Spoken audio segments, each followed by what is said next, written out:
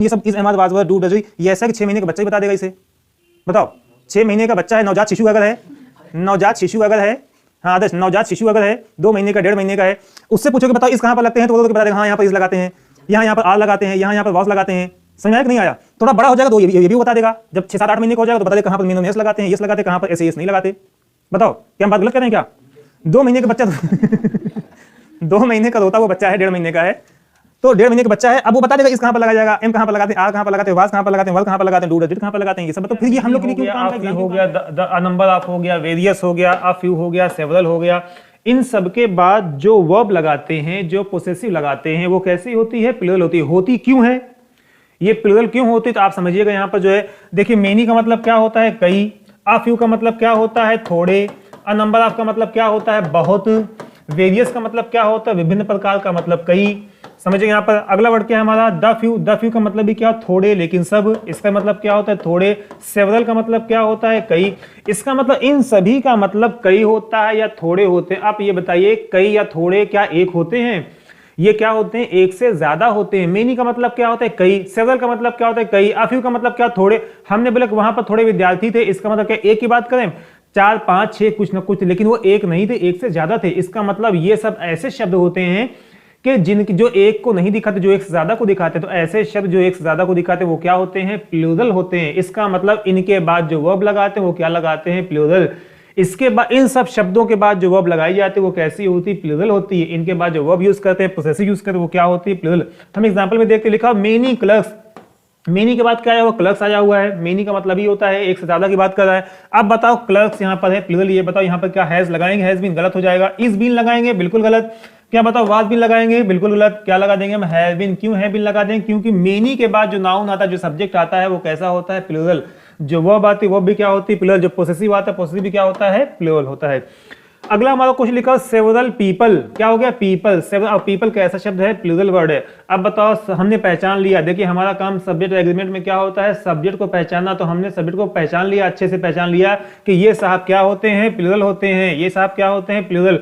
इसका मतलब ये सब्जेक्ट क्या है? Plural subject. क्या बताओ? प्लूरल सब्जेक्ट के बाद वर्ब कौन से लगाते हैं? Plural verb. अगर पोसेसिव है तो पोसेसिव भी क्या लगाते हैं? प्लूरल पोसेसिव लगाते हैं। इसका मतलब वर्ब क्या इस लगाएंगे हम? गलत। हैव लगा सकते हैं, लेकिन हैव के बाद क्या आया हुआ? गोइंग आया हुआ। तो हमको पता है हैव के बाद वर्ब की थर्ड फॉर्म आती है, कैंसिल ही हो जाएगा। क्या बताओ? हैज लगाएंगे? हैज तो बिल्कुल नहीं होगा। क्या लगा देंगे हम? आर गोइंग, क्योंकि सेवरल कैसा शब्द है? प्लूरल शब्द है। हम अगले वर्ड पे आते हैं। लिखा हुआ अगला रूल हमारी ये कह रहा है, नेक्स्ट रूल ये कि यदि वाक्य में रिलेटिव प्रोनाउन हु विच ये होते हैं, रिलेटिव प्रोनाउन क्या होता है? हु होता है, विच दैट होता है, आए, तो वर्ब और पोसेसिव का यूज रिलेटिव प्रोनाउन के ठीक पहले आने वाले सब्जेक्ट के अकॉर्डिंग करते हैं। इतना लंबा पढ़ना नहीं, आपको लिख तो दिया है हमने जो है, लेकिन पढ़ना नहीं, समझना यहाँ पर जो है। देखिए किसी भी सेंटेंस के में, किसी भी वाक्य में अगर रिलेटिव प्रोनाउन अगर आ गया है, क्या आ गया है? रिलेटिव प्रोनाउन अगर आ गया है, इसको हम एक डायग्राम समझाते हैं। रिलेटिव प्रोनाउन पहले पता है क्या? एक हु, विच और दैट ये होता है, ये क्या कहलाता है? Relative pronoun. अगर किसी भी सेंटेंस में रिलेटिव प्रोनाउन आ गया है, मतलब हु आ जाए या विच आ जाए या क्या आ जाए? दैट आ जाए, इन तीनों का हिंदी मतलब क्या निकले? जो निकले, तो आप समझ जाइए इसके बाद जो वर्ब यूज की जाएगी, इसके बाद जो पोसेसिव यूज की जाएगी, वो किसके अनुसार यूज की जाएगी? जो रिलेटिव प्रोनाउन के ठीक पहले क्या आया हुआ है, जो रिलेटिव प्रोनाउन के ठीक पहले आया होगा उसी के अनुसार क्या लगाई जाएगी? वर्ब भी लगाई जाएगी, और उसी के अनुसार क्या लगा दी जाएगी? पोसेसिव भी लगाई दी जाएगी। फिर रिपीट कर रहे हैं, अगर वाक्य में रिलेटिव प्रोनाउन अगर आया है और उसके बाद वर्ब आनी है, पोसेसिव आनी है, तो हम देखेंगे रिलेटिव प्रोनाउन के जस्ट पहले क्या आया हुआ है। जो भी रिलेटिव प्रोनाउन के जस्ट पहले आया उसी के हिसाब से क्या लगाएंगे? हम वर्ब लगाएंगे, चाहे वो मेन वर्ब चाहे वो हेल्पिंग वर्ब हो, और उसी के हिसाब से हम क्या लगा देंगे? पोसेसिव लगा देंगे। अब हम एग्जाम्पल समझते हैं। हमारा एग्जाम्पल लिखा I dash your teacher work hard. मैं जो तुम्हारा टीचर हूं, हार्ड वर्क करता हूं। इसका मतलब क्या हो गया? हु का मतलब यहां पर क्या हुआ? जो। इसका मतलब हु किसका काम कर रहा है? रिलेटिव प्रोनाउन काम कर रहा है। अब हमको हु के बाद वर्ब लगानी है, तो बताओ हु के बाद जो वर्ब आती है, जो पोसेसिव आती है, वो किसके अनुसार आती है?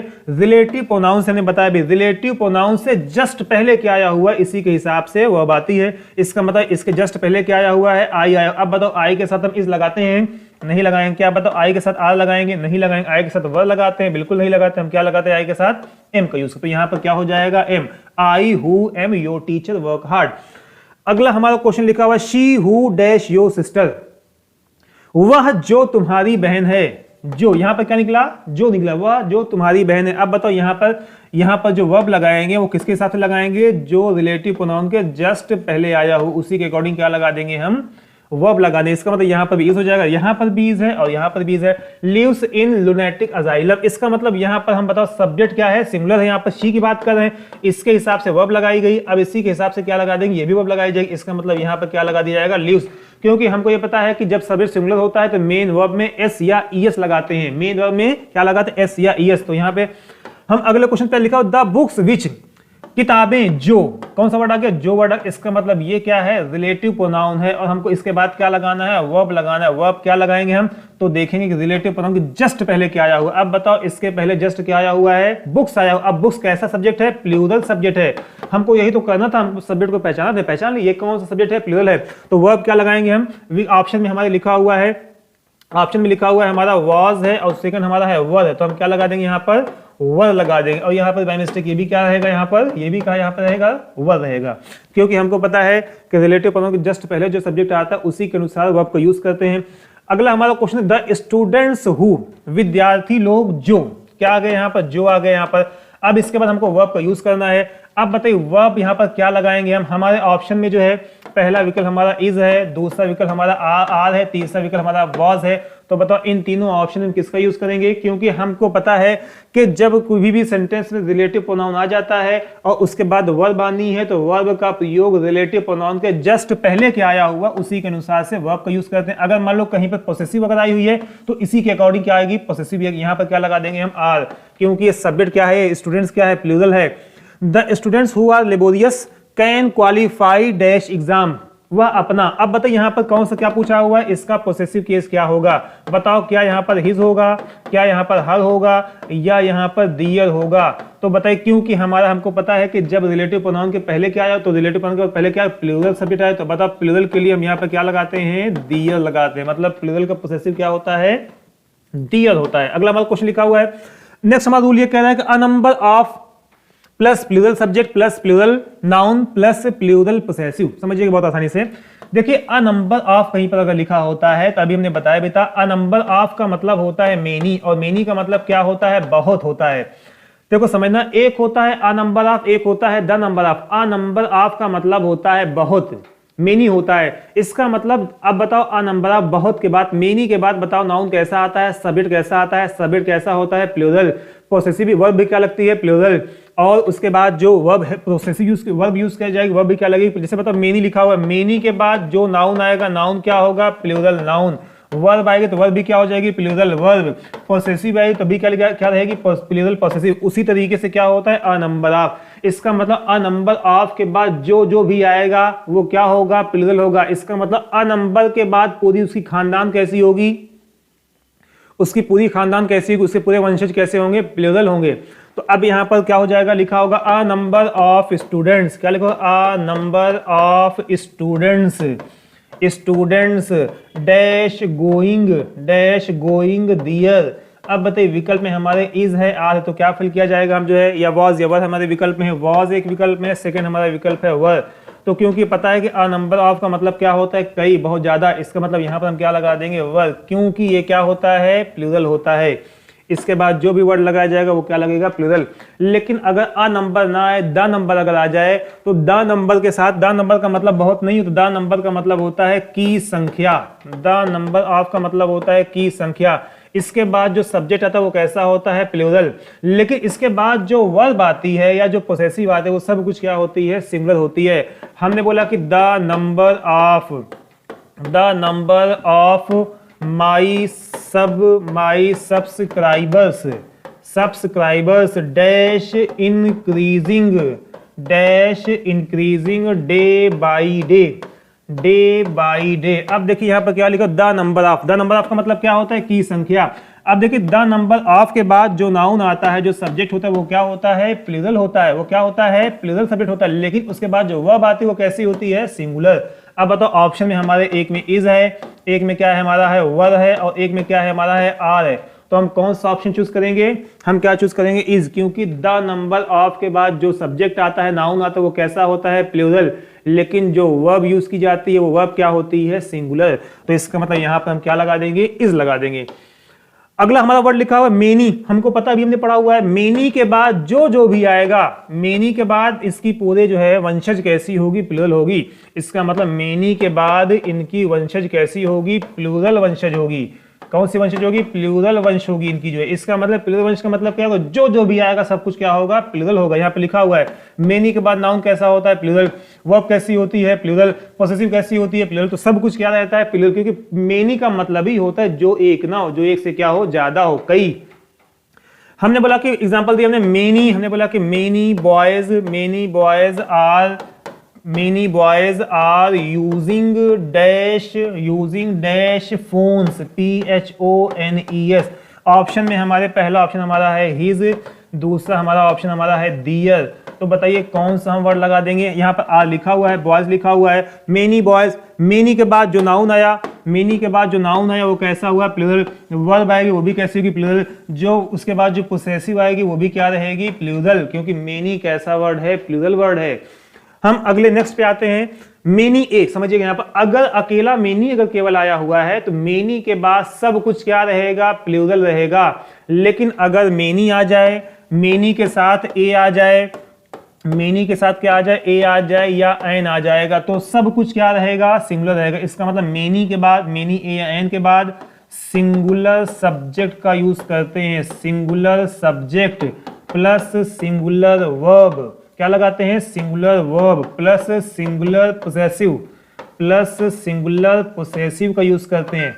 समझिएगा, अगर मेनी अकेला आएगा तो सब कुछ क्या रहेगा, प्लूरल। लेकिन मेनी ए आ जाए या मेनी एन आ जाए तो इसका मतलब होता है इसके बाद जो भी नाउन आएगा वो सभी क्या होगा, प्लूरल, सिंगुलर होगा। जो भी वर्ब आएगी सिंगुलर आएगी। तो इसका मतलब यहाँ पर मेनी पे फोकस नहीं करते, यहाँ पर किस पे फोकस हम कर रहे हैं, ए या एन की बात चल रही है। तो यहाँ पर फिर से रिपीट करें, मेनी के बाद सब कुछ क्या होता है, प्लूरल होता है। लेकिन मेनी ए या एन आ गया है तो सब कुछ क्या रहेगा, सिंगुलर। लिखा हुआ है मेनी आ boy dash using dash phones, PHONE, phone. पहला विकल्प हमारा इसमें है इज है और कॉमा हिज है, और दूसरा हमारा ऑप्शन है आर है कॉमा दियर है, THERE। आप ये बताइए कौन सा ऑप्शन हमारा यहाँ पर सही होगा। तो जब भी मेनी अगर लिखा होता तो हम क्या लगा देते, आर और दियर लगा देते, क्योंकि मेनी क्या होता है। लेकिन क्या आ गया, मेनी ए आ गया है। इसका मतलब मेनी ए के बाद सब कुछ क्या होता है, सिंगुलर होता है। तो बताओ यहाँ पर सिंगुलर क्या है, इज है। इसका मतलब यहाँ पर क्या लगा देंगे, हम इज लगा देंगे। और क्या लगा देंगे, यहाँ पर पॉसेसिव भी क्या लगाएंगे, हिज लगा, मतलब यहाँ पर लग जाएगा इज, और यहाँ पर क्या लग जाएगा, इज, हिज लग जाएगा, क्योंकि यहाँ पर सब कुछ क्या लगा जाएगा, सिंगुलर लगा जाएगा। अगला हमारा उसके बाद है जिस तरीके समझिए, यहाँ पर देखिएगा, मेनी ए या एन हो बराबर होता है मोर देन वन। बराबर क्या होता है, मोर देन वन। बराबर क्या होता है, वन होता है। समझिएगा, मेनी ऐसे और आसान भाषा में आपको बताते हैं, मेनी ए लिखा रहे या एन लिखा रहे वो बराबर होता है किसके, मोर देन वन। बराबर क्या होता है, वन। इसका मतलब जो इसका मतलब होता है, समझिए, इसका मतलब जो मेनी ए या एन का मतलब होता है वही मोर देन वन का मतलब होता है, और वही किसका मतलब होता है, एक का मतलब होता है। इसका मतलब ये सब बराबर किसके बराबर है, एक के बराबर है। इसका मतलब कहीं पर भी अगर मेनी ए या एन आ जाए तो नाउन क्या लगाएंगे, सिंगुलर, वर्ब क्या लगाएंगे, सिंगुलर, पोसेसिव क्या लगाएंगे, सिंगुलर। और अगर मोर देन वन भी अगर आ गया है तो मोर देन वन के बाद भी नाउन क्या आएगा, सिंगुलर, वर्ब क्या आएगी, सिंगुलर, पोसेसिव भी क्या आएगी, सिंगुलर आएगी। एग्जांपल में देखिएगा, लिखा हुआ है मोर देन वन, लगातार ये वर्ड लिखा रहेगा, मोर देन वन। अब बताओ मोर देन वन के बाद क्या आता है, सिंगुलर। इसका मतलब यहाँ पर क्या लिखा हुआ है, स्टूडेंट्स। तो स्टूडेंट्स नहीं होगा, क्या होगा, स्टूडेंट होगा। और यहाँ पर क्या लिखा हुआ है, आर भी नहीं होगा, क्या होगा, फिर इज होगा। डूइंग, क्या बताओ, यहाँ पर दियर है, नहीं, यहाँ पर दियर नहीं, क्या हो जाएगा, हिज। क्योंकि हमने समझ लिया कि यहाँ पर कितना सब्जेक्ट है, एक है। यहाँ पर इन सबके बराबर क्या, एक है। तो सब कुछ क्या यूज किया जाएगा, सिंगुलर यूज किया जाएगा। हम अगले वर्ड पे आते हैं। अगर क्या लिखा है, मोर, लिखा है मोर सब्जेक्ट्स देन वन। अगर यहाँ पर डायरेक्ट लिखा है मोर देन वन, अगर लिखा है मोर देन वन तो सब कुछ क्या रहेगा, सिंगुलर। लेकिन अगर ऐसे लिखा है मोर पर्सन्स, क्या लिखे, मोर पर्सन्स देन वन, अब इसके बाद सब कुछ क्या होगा, प्लूरल हो जाएगा। समझिएगा, अगर लिखा है मोर देन वन, क्या लिखा है, मोर देन वन, तो ये क्या होता है, सिंगुलर होता है। लेकिन अगर क्या लिखा जाए, more persons than one, more boys than one, more students than one, तब यहाँ पर सब कुछ क्या हो जाएगा, प्लूरल हो जाएगा। तो यहाँ पर क्या आ गया, मोर बॉयज, मोर आ गया है, उसके बाद क्या आया हुआ है, बॉयज, मतलब ये आ गया है, उसके बाद देन आ गया, उसके बाद क्या आ गया, वन आ गया है, उसके बाद जो वर्ब लगाएंगे वो क्या लगाई जाएगी, वॉज या वर, क्या लगाई जाएगी, वर लगाई जाएगी, क्योंकि ये क्या होता है, प्लूरल। अब बताओ अगले में क्या यहाँ पर हिज लगाएंगे, हम हिज नहीं लगाएंगे, क्या लगाएंगे, हम दियर का यूज करें, क्योंकि मोर पर्सन्स बोन बॉय, ये वाला रूल क्या कह रहा है कि जब भी मोर के बाद सब्जेक्ट है उसके बाद देन आए तो सब कुछ क्या होता है, प्लूरल होता है। अगले वर्ड पे लिखा हुआ है ऑल या सम के बारे में समझते हैं। यहाँ पर जो है तो समझिएगा, यहाँ पर जो है जब भी समझिएगा ऑल या सम अगर आया हुआ है और उसके बाद क्या लिखा हुआ है, ऑफ लिखा हुआ है, all of the, some of the, और अगर all of the, some of the के बाद अगर ऐसा नाउन आया हुआ है जिसको हम काउंट कर सकते हैं, जिसको हम गिन सकते हैं, तो वो नाउन हमेशा, वो नाउन या प्रोनाउन ऑलवेज प्लूरल होगा। अब बताओ जब ये नाउन प्रोनाउन प्लूरल होगा तो वर्ब हम क्या लगाएंगे, प्लूरल वर्ब लगाएंगे। और अगर पोसेसिव अगर आई हुई तो पोसेसिव भी क्या लगाएंगे, हम प्लूरल पोसेसिव का यूज करेंगे। कौन सी पोसेसिव लगाई जाएगी, प्लूरल पोसेसिव लगाई जाएगी। अगर लिखा होगा हमारे all of the boys, all of the boys dash lazy, all of the boys dash, पहला विकल्प हमारा लिखा हुआ है आर और दूसरा लिखा हुआ है वॉज। बताइए कौन सा हम लगा देंगे जो, और तीसरा विकल्प हमारा है इज, थर्ड ऑप्शन हमारा कौन सा है, इज। हम बताइए कौन सा ऑप्शन चूज करेंगे, आर चूज, क्योंकि हमको पता है आर और सम के केस में क्या होता है, यहां पर ये डिसाइड करता है कि वर्ब क्या लगानी है। ऑल और सम के केस में हम देखेंगे ऑल ऑफ या सम ऑफ के बाद अगर नाउन काउंटेबल आया हुआ है तो वो नाउन कैसा होता है, प्लूरल होता है, और उसके बाद जो वर्ब लगाई जाती है वो भी क्या लगाई जाती है, प्लूरल वर्ब लगाई जाती है। लिखा हुआ है, अगला एग्जांपल हम दे रहे हैं, लिखा हुआ है some of the mangoes, some of the mangoes, some of the mangoes dash been spoiled, dash been spoiled. पहला विकल्प हमारा है हैज और दूसरा ऑप्शन हमारा है हैव। तो बताइए हम क्या लगाएंगे, हम यहाँ पर क्या लगाएंगे, बताइए हम यहाँ पर क्या लगाएंगे, सम ऑफ द। अब यहाँ पर ये डिसाइड नहीं करेगा बाद क्या लगाएंगे, ये डिसाइड ये करेगा कि इसके बाद अगर सम ऑफ ऑल ऑफ के बाद, सम ऑफ ऑल ऑफ के बाद अगर नाउन काउंटेबल होता है, आता है, तो वो नाउन हमेशा प्लूरल होगा। और वर्ब क्या लगाते हैं, प्लूरल लगाते हैं। इसका मतलब यहाँ पर हम क्या लगा देंगे, हैव लगा देंगे। लेकिन अगर सम ऑफ या ऑल ऑफ के बाद, सम ऑफ या ऑल ऑफ के बाद अगर अनकाउंटेबल नाउन अगर आ जाए, कौन सा नाउन अगर आ जाए, अनकाउंटेबल नाउन आ जाए, और हमको पता है अनकाउंटेबल नाउन हमेशा क्या होता है, सिंगुलर होता है। वाटर तो वाटर ही रहेगा, राइस तो राइस ही रहेगा। तो यहां पर ऑल ऑफ सम ऑफ के बाद अगर अनकाउंटेबल नाउन अगर आया हुआ है तो उसमें एस या इस फिर हम नहीं लगाते, और वर्ब क्या यूज करते हैं, सिंगुलर, क्योंकि किसी भी हाल में सिंगुलर सब्जेक्ट के साथ वर्ब क्या लगाते हैं, हम सिंगुलर। लिखा हुआ है all of the milk, all of the milk dash drunk by the cat, drunk by the cat. पहला विकल्प हमारा है इज और दूसरा ऑप्शन हमारा है आर। बताइए यहाँ पर क्या है, ऑल ऑफ द मिल्क। ये मिल्क डिसाइड करेगा कि यहाँ पर वर्ब क्या लगानी है। अब बताओ मिल्क की कौन सा नाउन है, अनकाउंटेबल। तो यहाँ पर अनकाउंटेबल की क्या लगाते हैं, हम सिंगुलर वर्ब का यूज करते हैं। अगला हमारा क्वेश्चन लिखा हुआ है सम ऑफ, लिखा हुआ है सम ऑफ माइस, हम लिखा हुआ सम ऑफ, अगला some of the rice, some of the rice dash over ripen, over ripen. अब बताओ यहाँ पर हम इज लगाएं या आर लगाएं। तो यहाँ पर क्या, राइस, राइस कौन सा नाउन है, अनकाउंटेबल नाउन है। इसका मतलब यहाँ पर हम क्या लगा देंगे, हम इज का यूज करेंगे, क्योंकि ऑल और सम के केस में, ऑल और सम के केस में ये डिसाइड कौन करता है, इसके बाद कौन सा नाउन आया होगा। अगर नाउन अनकाउंटेबल होगा तो वर्ब कैसी लगाएंगे, सिंगुलर। अगर नाउन काउंटेबल होगा तो काउंटेबल में भी ये शर्त है कि वो हमेशा क्या होगा, प्लूरल होगा, और वर्ब क्या लगाएंगे, हमेशा प्लूरल का यूज करेंगे। बातें यहां तक क्लियर हैं।